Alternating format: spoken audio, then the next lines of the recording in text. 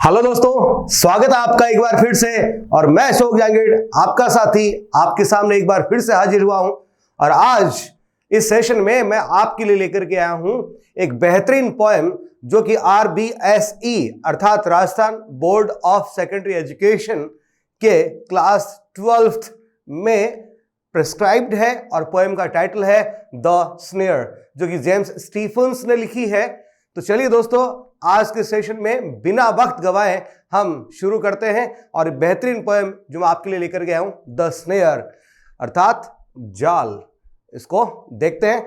ठीक है, जैसा कि अपनी पिछली सारी पोएम्स में हम लोगों ने किया है कि यहां पर हम कुछ सिंबॉलिक तौर पर कुछ तस्वीरें जो है उनका चयन करते हैं और स्लाइड्स में लेकर के आते हैं, ताकि आप इन तस्वीरों को देख करके भी पोएम का भाव जो है समझ सकें। तो आप देखिएगा, यहाँ पर पीछे आपके पीछे एक रैबिट अर्थात एक हेयर, खरगोश जो है वो आपको दिखाई दे रहा है।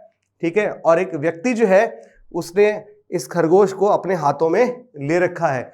तो आप पोएम का भाव समझ गए होंगे। और देखिए हाथों में भी किस प्रकार से ले रखा है, दस्ताने पहन करके फिर हाथों में ले रखा है, जो और इतने टेंडरली, इतनी कोमलता से हाथों में ले रखा है, जो ये शो करता है कि how the person is protective for this rabbit.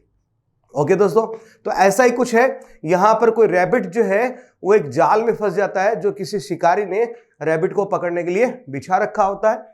ठीक है, उसमें उसका पंजा फंस जाता है, उसका पा जो है, पंजा जो है उसमें फंस जाता है। एंड उसके बाद में दर्द से चीखता पुकारता है और अपना पोइट जो है उसको ढूंढने में व्यस्त है, ढूंढना चाहता है, ढूंढ नहीं पाता है। और इस दरमियान जो खरगोश की चीखें बार बार आ रही होती हैं, दर्द भरी चीखें जो बार बार आ रही होती हैं, उसका वर्णन जो है बहुत ही शानदार तरीके से इसने यहाँ पर किया है कि हमें खुद को फील होता है, हम कल्पना करने लग जाते हैं कि यार वाकई में कि हमें अपनी कल्पनाओं में वो खरगोश जो है चीखता पुकारता दिखाई पड़ता है। तो चलिए पोएम की तरफ बढ़ेंगे, लेकिन पहले अपन जानते हैं जेम्स स्टीफन्स के बारे में कि ये कौन है। तो आज जेम्स स्टीफन्स की जो अपन बात कर रहे हैं, ये एक आयरिश पोइट थे। जी हाँ, क्या थे ये? आयरिश पोइट थे। तो इनका क्या परिचय है देखिएगा। तो सबसे पहले अपन बात कर रहे हैं अबाउट द पोइट की। तो जेम्स स्टीफन्स ग्रू अप, यहां पर देखिए, ग्रो अप,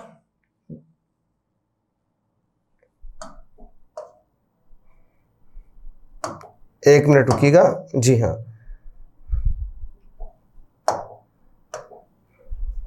हाँ जी, यहां पर जैसे शब्द आया है ग्रू अप, आपके सामने शब्द आपको यहां पर दिखाई पड़ रहा होगा, ग्रू अप शब्द दिया गया है जी। ग्रो अप फर्स्ट फॉर्म होती है और ग्रो अप का मतलब होता है बड़े होना। ठीक है, सेकंड फॉर्म हो गया ग्रू अप और थर्ड फॉर्म होती है ग्रोन अप। और ग्रोन अप का अपने एडजेक्टिव के रूप में, वर्ब के अलावा एडजेक्टिव के रूप में प्रयोग होता है। ठीक है, और ग्रोन अप का अर्थ युवा भी होता है। ठीक है, तो यहां ग्रू अप का मतलब क्या है? बड़े होना। तो James Stephens grew up in the slums. Slums का मतलब होता है गंदी बस्ती, शहर के नजदीक गंदी बस्तियां होती हैं। ठीक है, उनको अपन स्लम्स कहते हैं। ऑफ डबलिन, तो डबलिन नामक जो शहर है, जो कि आयरलैंड का सबसे बड़ा शहर है और आयरलैंड की राजधानी भी है, वहां पर एक नदी बहती है, रिवर, जिसका नाम है लिफी। जी हां, लिफी जो नदी है उसके किनारे पर बसा हुआ शहर है। आयरलैंड में बहुत बड़ा शहर, आयरलैंड का सबसे बड़ा शहर डबलिन, जो कि लिफी नदी के किनारे स्थित है। वहां पर गंदी बस्तियां थी, वहां पर ये पले बढ़े, वहीं पर ये बड़े हुए। And worked as a stenographer during the early years of his age. और सबसे पहले उन्होंने अपने जीवन के शुरुआती काल में जब काम करना प्रारंभ ही किया था, तो उस वक्त ये स्टेनोग्राफर हुआ करते थे। लेटर यानी बाद में, LATER, ये ध्यान दीजिएगा, LATTER नहीं है, और ये LETTER भी नहीं है। ठीक है, ये है LATER, LATE, लेट की कंपैरेटिव फॉर्म है LATER, लेटर। ठीक है, जिसका अर्थ होता है बाद में। तो लेटर ही served for some years as an assistant curator in Dublin. और आगे चल करके इन्होंने डबलिन में एक संग्रहालय अर्थात म्यूजियम था, वहां पर इन्होंने असिस्टेंट क्यूरेटर, अब क्यूरेटर क्या होता है? Curator is a short of custodian और a person whose job is to take care of the things that are kept in the museum. Okay, ये इसका जॉब होता है, अर्थात वो व्यक्ति जो म्यूजियम में, संग्रहालय में जो वस्तुएं रखी होता है उनका कीपर होता है, उनकी देखभाल करने वाला होता है, संग्रहालय का अध्यक्ष होता है। तो ये असिस्टेंट संग्रहालय अध्यक्ष हुआ करते थे in Dublin. He had deep interest, इनकी गहन रुचि थी इन गैलिक आर्ट। अब चलिए थोड़ा सा अपन बात करेंगे, ज्यादा इसके बारे में बात नहीं करेंगे, फिर अपन सीधे पोएम पे चलेंगे। गैलिक आर्ट ये आयरलैंड की एक कला है जो कि पॉटरी पे, टेबल वेयर्स पे अर्थात टेबल पे जो सामान खाने पीने के रखे रहते हैं उन पे, ड्रिंक वेयर्स पे अर्थात जो वाइन पीने के जो बर्तन जो होते हैं उनके ऊपर, ठीक है, यहां तक कि आपके जो ग्लास वेयर्स है अर्थात कांच के आइटम्स है उन पे, ज्वेलरी है उन पे, और इल्यूमिनेटेड जो कार्विंग्स होती थी उनके ऊपर ये गैलिक आर्ट किया जाता था। तो इसमें इनकी काफी रुचि थी। इनके अलावा लिजेंड्स, किंवदंतियों में इनकी रुचि थी, लिटरेचर साहित्य में रुचि थी, एंड कल्चर और अपनी संस्कृति में भी इनकी काफी गहन रुचि हुआ करती थी। तो ये रहा एक छोटा सा परिचय जेम्स स्टीफंस का। अब हम आगे बात करेंगे अबाउट द पोएम की बात करते हैं कि इस पोएम में आज हम क्या पढ़ने वाले हैं। बहुत ही कमाल की पोएम लिखी है, बहुत शानदार पोएम लिखी है, एक यूनिवर्सल अपील लेकर के ये पोएम हमारे सामने आई है। देखिएगा अबाउट द पोएम, देखिएगा सबसे पहले द पोएम डेपिक्ट्स, बहुत ही शानदार शब्द दोस्तों आपके सामने आया है, डेपिक्ट्स। और डेपिक्ट शब्द जो है इसका अर्थ होता है चित्रण करना। जी हां, चित्रण करना, लेकिन किसके द्वारा? शब्दों के द्वारा, शब्दों के माध्यम से। जब आप क्या करते हैं, किसी चीज का विवरण जो है इस प्रकार से प्रस्तुत करते हैं अपने शब्दों के माध्यम से कि सुनने वाला व्यक्ति जो है या पढ़ने वाला व्यक्ति जो है, ठीक है, उसके दिमाग में पूरी पूरी तस्वीर एकदम से सामने, वो ऐसा लगता है जैसे ये चीजें मेरे सामने घटित हो रही हैं, ठीक है। तो इस प्रकार के विवरण को, वर्णन को, डिस्क्रिप्शन को हम कहते हैं डेपिक्शन, और इसकी वर्ब होती है डेपिक्ट। तो ध्यान दीजिएगा, द पोएम डेपिक्ट्स, ये कविता चित्रण करती है, अर्थात आप कल्पना करने पर मजबूर हो जाएंगे। जी हां, आपकी कल्पनाओं में वो दृश्य जो है आपको साफ साफ दिखाई देंगे। Means you will have to compare, you will have to imagine the things that is described in the poem. The poem depicts a rabbit in a snare. चलिए, जब पोएम का टाइटल ही स्नेयर है तो इसके बारे में भी आपको बात कर ही लेनी चाहिए। स्नेयर क्या है? कोई शिकारियों के द्वारा बिछाया गया या लगाया गया कोई फंदा हो सकता है, या कोई छोटा जाल हो सकता है जो छोटे इस प्रकार के जो जानवर हैं उनको पकड़ने के लिए, ठीक है, इन्होंने लगाया होता है, खासतौर से खरगोश के लिए। क्राइंग आउट यानी चीखना चिल्लाना, रोना, और आउट ऑफ पेन, क्राइंग चीखना चिल्लाना, रोना, आउट ऑफ पेन दर्द की वजह से। तो यहां पर ये पोएम जो है हमारे सामने एक जाल में फंसे हुए खरगोश जो कि दर्द से बिलख रहा है, चीख रहा है, उसकी एक तस्वीर जो है हमारे सामने प्रस्तुत करती है। द पोइट कैन रिकॉग्नाइज यानी पहचानना, आइडेंटिफाई, पहचानना, the voice of the rabbit with his पा इनटू द स्नेयर।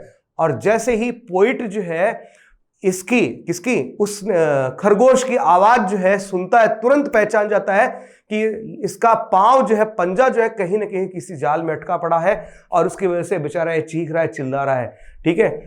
हम किसी व्यक्ति की आवाज सुनकर भी तो बता सकते हैं कि रो रहा है, कि हंस रहा है, या नॉर्मल टोन में बात कर रहा है।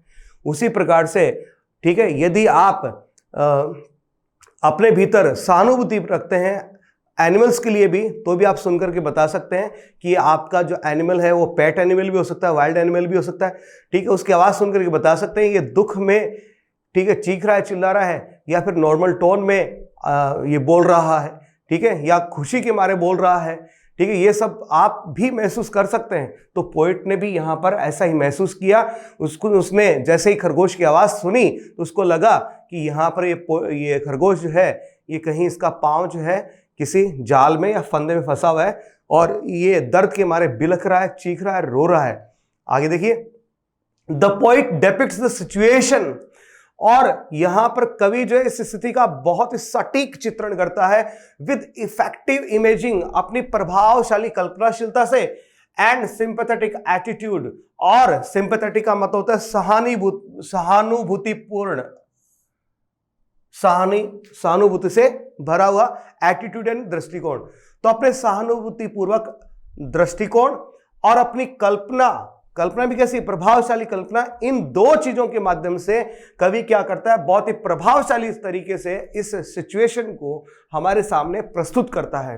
The last line of every stanza, stanza आप समझते होंगे, नहीं समझते हो तो आप सुन लीजिएगा। स्टेंजा का मतलब जिस तरह से प्रोज में पैराग्राफ होता है, उसी प्रकार से यहां पर पोइट्री का एक पैराग्राफ जो पैरा जो है, ठीक है, उसको अपन क्या नाम देते हैं, स्टेंजा कहते हैं। ठीक है, समझ गए आप। तो the last line of every stanza is repeated at the beginning of the next one. यहां पर क्या किया गया है, ठीक है, जो प्रत्येक स्टेंजा है उसकी जो लास्ट जो लाइन है, अंतिम पंक्ति जो है, अगले स्टेंजा की फर्स्ट लाइन के रूप में से रिपीट किया गया है। और ये रिपीटेशन जो है इस तरह से इस पोएम को आपस में, इनके स्टेंजाज को आपस में इस प्रकार से इंटरलिंक कर रही है, जोड़ रही है। और हमें कौन, इंसानों को, इंसान भी कौन से, जो एनिमल लवर्स हैं, उनको भी आपस में जोड़ने का एक प्रकार से काम कर रही है। तो the last line of every stanza is repeated at the beginning of the next one. The first 3 stanzas, जो पहले 3 स्टेंजा हैं इस पोएम में, कुल 4 स्टेंजा, ध्यान दीजिएगा, इसमें जो पहले 3 स्टेंजा है are written in iambic tetrameter. यहां पर मैं ज्यादा नहीं, आपको थोड़ा सा ही बताऊंगा, ठीक है, क्योंकि इससे रिलेटेड कोई क्वेश्चन आपसे एग्जाम में नहीं पूछा जाने वाला है। ठीक है, आयम्बिक, आयम्ब का मतलब होता है 2 सिलेबल्स का एक जोड़ा, ठीक है, और टेट्रामीटर का मतलब हो गया कि किसी पंक्ति में 8 सिलेबल्स मौजूद हों। कितने सिलेबल्स हों, 8 सिलेबल मौजूद हों। पेंटामीटर होता तो 10 सिलेबल मौजूद होते हैं। आयम्बिक पेंटामीटर में 10 सिलेबल होते हैं और आयम्बिक टेट्रामीटर में 8 सिलेबल्स मौजूद होते हैं। तो आप मोटा मोटा बस इतना जान लीजिए, क्योंकि मैं ज्यादा डिस्क्राइब इसलिए नहीं कर रहा, एग्जाम में आपसे नहीं पूछा जाएगा तो आपको लगेगा सर जो है फालतू में ऐसा क्यों बता रहे हैं, जब एग्जाम में इस तरह से नहीं पूछा जा रहा है। तो आपकी मतलब की मैं यहां पर बात कर रहा हूं आपसे। The first 3 stanzas are written in iambic tetrameter with a stress at the end. पहले प्रथम जो 3 स्टेंजा है वो आयम्बिक टेट्रामीटर में लिखे गए हैं, जहां पर स्ट्रेस जो है अंतिम सिलेबल पर है। But this does not happen in the last stanza, लेकिन अंतिम स्टेंजा में स्ट्रेस जो है वो अंत वाले सिलेबल पर नहीं आता, ऐसा कहा गया है। ठीक है, इस लाइन पर आपको ज्यादा कोई गौर करने की आवश्यकता नहीं है। टेक्निकली इस प्रकार से एक भी क्वेश्चन आज तक ना तो पूछा गया है 12th क्लास वालों से और नहीं आगे पूछे जाएंगे। ठीक है, तो आगे बढ़ते हैं, चलिए पोएम की तरफ। ये रही पहला स्टेंजा आपके सामने हाजिर है। पहले स्टेंजा पे जाने से पहले देखिएगा एक बार, यहां पर रैबिट जो है एक पिंजरे में बंद है। ठीक है, मैंने पिंजरे में बंद दिखाया है।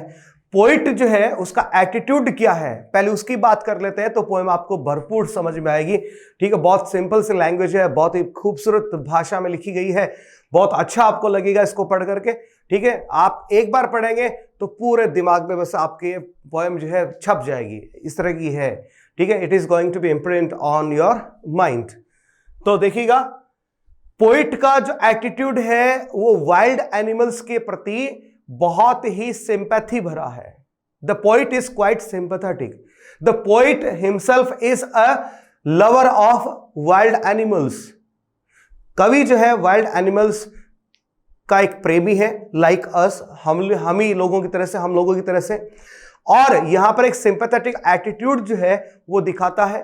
ठीक है, वो कहता है कि जिस तरह से हमें जीने का अधिकार है स्वतंत्रता के साथ में, उसी प्रकार से वाइल्ड एनिमल्स को भी जीने का अधिकार है स्वतंत्रता के साथ में। ठीक है, इस प्रकार से यहां पर एक समानुभूति, सहानुभूति तो है ही है, समानुभूति कि जिस प्रकार का एहसास इंसानों के लिए है, वैसा ही एहसास यहां पर पोइट का किसके प्रति है, इन जानवरों के प्रति है, मूक जानवरों के प्रति है, जिनकी भाषा हम नहीं समझ पाते हैं। तो जब इसने देखा या कभी देखता है कि कोई वाइल्ड एनिमल जो है ट्रैप में फंसा हुआ, तो इसको बहुत ही ग्लानि महसूस होती है इंसान होने पर कि हम इंसानों के द्वारा इन्हें फंसाया जाता है, कैद किया जाता है, जो कि बहुत ही गलत है दोस्तों। ठीक है, तो आप भी कभी इस प्रकार से देखें तो इन एनिमल्स के प्रति दया रखें, एक सिंपैथेटिक एटीट्यूड रखें, और इसी सिंपैथेटिक एटीट्यूड को ये फैलाना चाहते हैं पूरे विश्व में, अपनी आवाज़ को बढ़ाना चाहते हैं।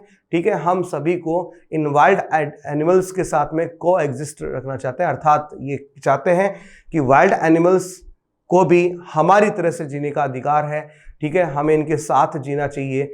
ठीक है, तो यही इनका एक सिंपैथेटिक एटीट्यूड है। तो इसी के सारे पोएम आगे बढ़ती है। तो देखिएगा पहली line, I hear a sudden cry of pain. I, यहां पर आई कौन है जी? आई का मतलब पोइट। ठीक है, तो कवि कहता है कि I hear a sudden cry of pain. अंत में देखिएगा, निशान देखिएगा यहां पे, there is a mark of explanation.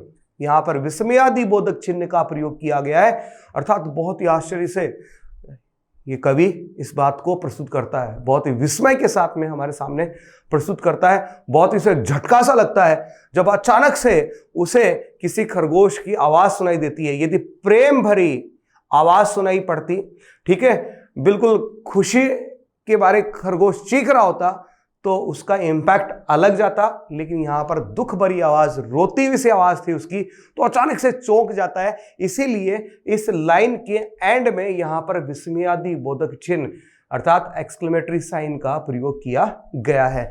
तो फिर से देखिएगा पंक्ति को, I hear a sudden cry of pain. Sudden, अचानक से पोइट को एक दर्द भरी चीख जो है सुनाई पड़ती है और इसे झकझोर देती है। तभी इसने विस्मयादि बोधक चिन्ह को यहां पर काम में लिया है। The poet is shocked to hear the cry of a rabbit and that is to out of pain.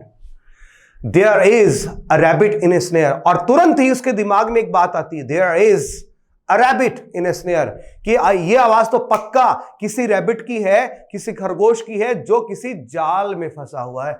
There is a rabbit in a snare. यहां पर इसने तुरंत क्या किया, अंदाजा लगाया, क्योंकि वो आवाज कैसी थी? Of pain. आवाज कैसी थी? दर्द भरी आवाज थी। और इसी आवाज की बिना पे उसने अंदाजा क्या लगाया? There is a rabbit in a snare. दर्द भरी आवाज सुनकर के, ठीक है, after hearing the cry of pain of a rabbit, the poet assumes that the rabbit must be in a snare. He is trapped. The rabbit is trapped. Now I hear the cry again. लेकिन वो चीख जो है बंद नहीं हुई। Poet क्या कहता है? Now I hear the cry again. मुझे फिर से सुनाई दी। That means अभी भी वो खरगोश उसी के अंदर फंसा हुआ है। The rabbit is still in the snare and is trying out to make him free, but he is not capable to make him free. तो now I hear the cry again, मुझे फिर से उसकी चीख सुनाई पड़ती है, but I can not tell from where. उसकी चीख बार बार से सुनाई पड़ रही है, लेकिन पोइट कहता है कि उसकी आवाज को सुनकर के, after listening the cry of pain of the rabbit, I am not able to locate the location और the place of the trapped rabbit, कि कहां पर वो जाल में फंसा हुआ रैबिट कहाँ है, मैं उसको ढूंढ नहीं पा रहा हूं। आवाज तो सुन रहा हूं कि आवाज मुझे बार बार सुनाई पड़ रही है, बट मैं उसको ढूंढ नहीं पा रहा हूं। Now the question is why the poet wants to find out the rabbit. वो उसको क्यों ढूंढना चाहता है? क्या वह उसको पकड़ करके अपने घर लेके जाना चाहता है, या फिर वह उसको मुक्त करवाना चाहता है? So the obvious answer is, एक स्वाभाविक सा आंसर जो है, उत्तर जो है यहां पर प्रस्तुत पंक्ति के आधार पे हम यही दे सकते हैं, the poet is a wild animal lover and that's why, ठीक है, he is trying to make the rabbit free out of that snare. That's why he is trying to search the rabbit.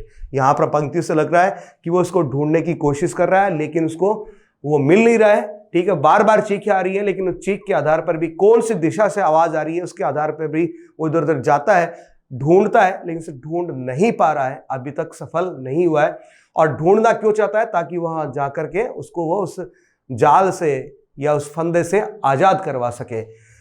अब देखिएगा, ये जो पहला stanza है उसकी ये अंतिम पंक्ति है, जो कि अगले स्टेंजा में रिपीट हो जाती है। ठीक है, मैं पोएम जब समाप्त करूंगा तो इसका टेक्निकल इंपैक्ट क्या है वो भी आपको बताऊंगा। But I cannot tell from where, लेकिन मैं आपको बता नहीं सकता कि वो आवाज कहां से आ रही है। He is calling out for aid. He, जब हम किसी निर्जीव वस्तु के लिए, किसी एब्स्ट्रैक्ट एंटिटी के लिए या जानवर के लिए ही, शी इस प्रकार के शब्दों का जब प्रयोग करते हैं तो हम उन्हें मानव के सदृश समझते हैं। ठीक है, साहित्यिक भाषा में बात करें तो हम उस वक्त उनका क्या कर रहे होते हैं? पर्सोनिफिकेशन, अर्थात जिसको आप हिंदी में कहते हैं मानवीयकरण करना। किसी जानवर में हम उन तत्वों को देख रहे हैं जो हम किस में देखते हैं? ह्यूमन बीइंग्स में। तो यहां ही का प्रयोग तो वैसे हम किसके लिए करते हैं? पुरुष के लिए करते हैं। ठीक है, शी का स्त्री के लिए करते हैं। तो यहां पर रैबिट के लिए हमने ही का प्रयोग किया है। किसका प्रयोग किया है? ही का। अर्थात हम इन्हें किसके समक्ष रख रहे हैं? किसके सदृश देख रहे हैं? मानव के सदृश। अर्थात हम क्या कर रहे हैं? मानवीकरण। अर्थात क्या कर रहे हैं? पर्सोनिफिकेशन।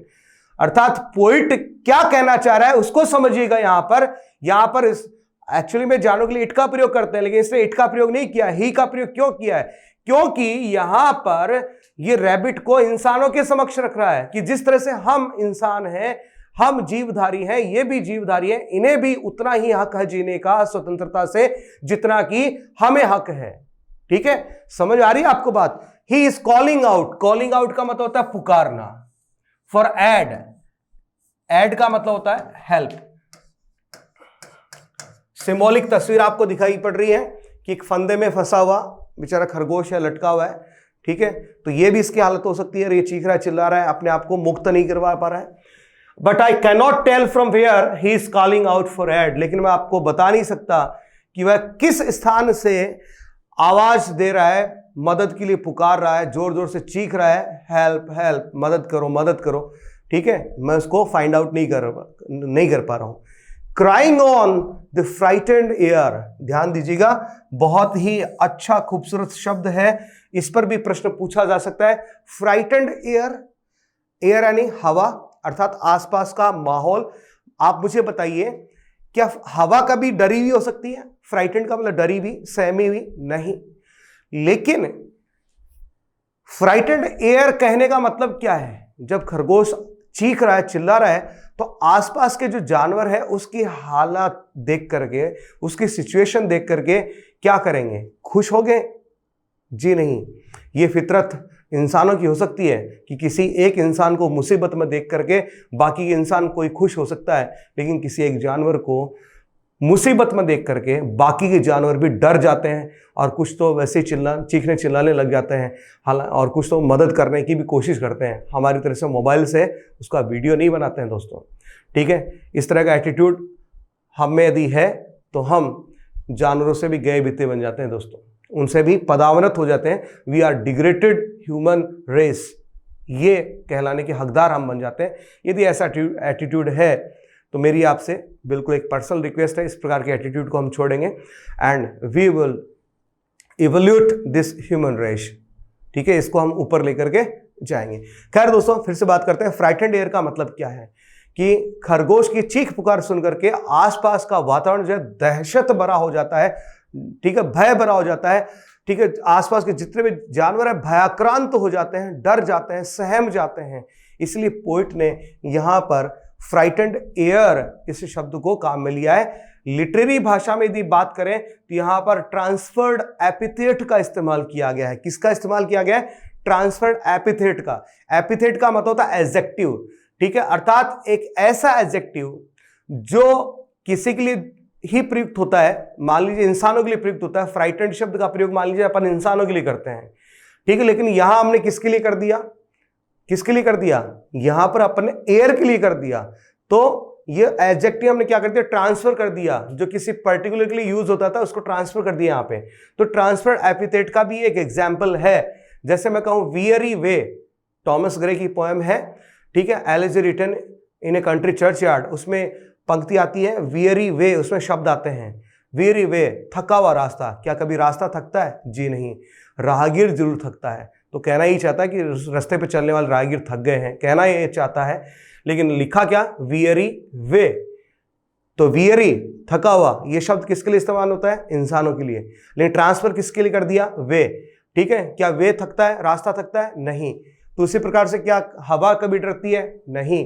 तो फ्राइटेंड जो एडजेक्टिव है, ठीक है, वो एक ट्रांसफर्ड एपिथेट का यहां पर एग्जाम्पल है।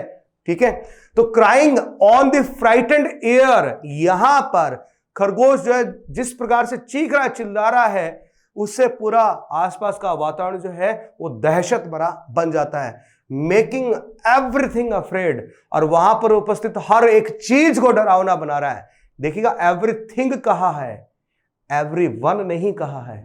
ठीक है, वन का प्रयोग हम इंसानों के लिए कर सकते हैं, एवरीवन का। एवरीथिंग, आसपास पेड़ पौधे और भी जो प्राणी हैं, पशु पक्षी हैं, वो सब के सब क्या हो गए, भयाक्रांत हो गए। They all are afraid after watching the situation of this rabbit. Okay दोस्तों, अब इस स्टेंजा की जो अंतिम पंक्ति है वो अगले वाले में रिपीट हो जाएगी। देखिएगा, मेकिंग एवरीथिंग अफ्रेड, ये देखिए डरा सहमा दूसरा एक रैबिट है, बिल्कुल डरा सहमा कहीं छुपके बैठा है, इसकी हालत देख करके पहले वाले की। Making everything afraid, wrinkling up his little face, wrinkling up, wrinkle झुर्रियां, रिंकलिंग अप झुर्रियां पड़ी हुई, हिज लिटिल फेस, उस रैबिट का छोटा सा जो चेहरा है उस पर झुर्रियां पड़ गई हैं। किस वजह से, दर्द से। जब दर्द से चीखता है, कराता है, ठीक है, तो उसके चेहरे पे झुर्रियां पड़ जाती हैं। जस्ट इमेजिन, कल्पना कीजिए आप, ठीक है, कि किस प्रकार से चीख रहा होगा, चिल्ला रहा होगा, तो उसका चेहरा जो विकृत सा हो जाता है। देखा होगा, किसी को रोते हुए देखा होगा, इंसान का चेहरा देखा होगा रोते हुए, बच्चे को देखा होगा रोते हुए, ठीक है, उस वक्त देखिएगा चेहरा किस प्रकार से विकृत सा हो जाता है, झुर्रियां सी पड़ जाती हैं। ठीक है, उसी प्रकार से पोइट कहता है कि इस बेचारे छोटे से खरगोश के चेहरे पे दर्द के मारे चेहरे पे झुर्रियां पड़ गई है। As he cries again for aid, और फिर ये बार बार क्या कर रहा है, मदद के लिए चिल्ला रहा है। हालांकि हो सकता है उसकी आवाज में मदद ना हो, मदद की पुकार ना हो, लेकिन पोइट को ऐसा महसूस होता है, द पोइट हिमसेल्फ फील्स कि वो मदद के लिए मुझे बुला रहा है। And the poet tries to find the rabbit out, और वो उसको ढूंढने की कोशिश करता है। As he tries again for aid and I cannot find the place, लेकिन मैं उस जगह को ढूंढ नहीं पा रहा हूं। And I cannot find the place, देखिएगा लाइन को फिर से रिपीट करते हैं अगले स्टेंजा पे। And I cannot find the place, और मुझे वो जगह नहीं मिल रही। कौन सी जगह, जहां पर खरगोश जो है किसी स्नेयर में, ठीक है, जाल में, फंदे में फंसा हुआ पड़ा है, वो जगह है। वेयर, जहां पर, कौन सा प्लेस, वेयर, जहां पर, हिज पा, जहां पर उसका पांव, पंजा तो है, इज इन द स्नेयर, जाल में फंसा पड़ा है, लिटिल वन, जब वो ढूंढ नहीं पाता है। देखिएगा पोइट जो है, ये रहा पोइट, और इस दिशा में आवाज आ रही है जहां मैंने रेड मार्क ऑलरेडी कर रखा है, यहां पर इस दिशा में ढूंढने के लिए जा रहा है, लेकिन अभी तक इसको ढूंढ नहीं पा रहा है। जब ये इसे ढूंढ नहीं पाता है तो फिर देखिए क्या कहता है, लिटिल वन, ओ लिटिल वन, अरे छोटे से नन्हे मुन्ने, छोटे से नन्हे मुन्ने। तो यहाँ खरगोश को क्या कह करके पुकारता है, लिटिल वन, ओ लिटिल वन। ये क्वेश्चन आ सकता है, ध्यान दीजिएगा कि इन शब्दों का प्रयोग किसके लिए हुआ है, तो ये रैबिट के लिए यूज हुआ है। लिटिल वन, ओ लिटिल वन, बिल्कुल बेचारा छोटा सा, आई एम सर्चिंग एवरीवेयर, मैं हर जगह तुम्हें ढूंढ रहा हूँ, आई एम सर्चिंग एवरीवेयर, मैं हर जगह तुम्हें ढूंढ रहा हूँ, लेकिन मैं तुम्हें खोज नहीं पा रहा हूँ। ठीक है, तो यहाँ पर पोइट का बिल्कुल सिंपैथेटिक एटीट्यूड है, और ये आवाज़ जो है हम सभी के लिए है।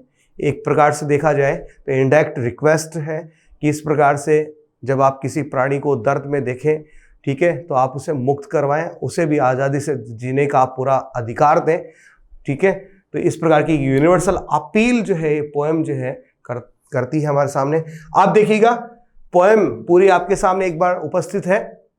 आई hear a sudden cry of pan. ठीक है, यहां पर जो पहला स्टेंजा है ये रहा, ये दूसरा ये पहला स्टेंजा हो गया आपका, ये दूसरा हो गया, ये तीसरा हो गया, और ये आपका चौथा स्टेंजा हो गया। कुल मिलाकर के इस पोएम में कितने स्टेंजा हैं?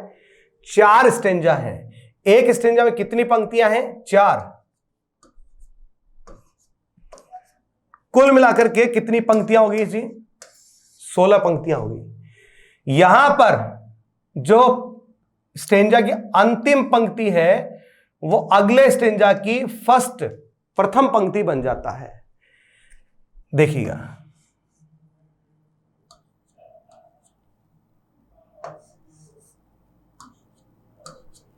इस प्रकार से प्रत्येक स्टेंजा जो है अगले स्टेंजा से इस प्रकार से इंटरलिंक्ड है।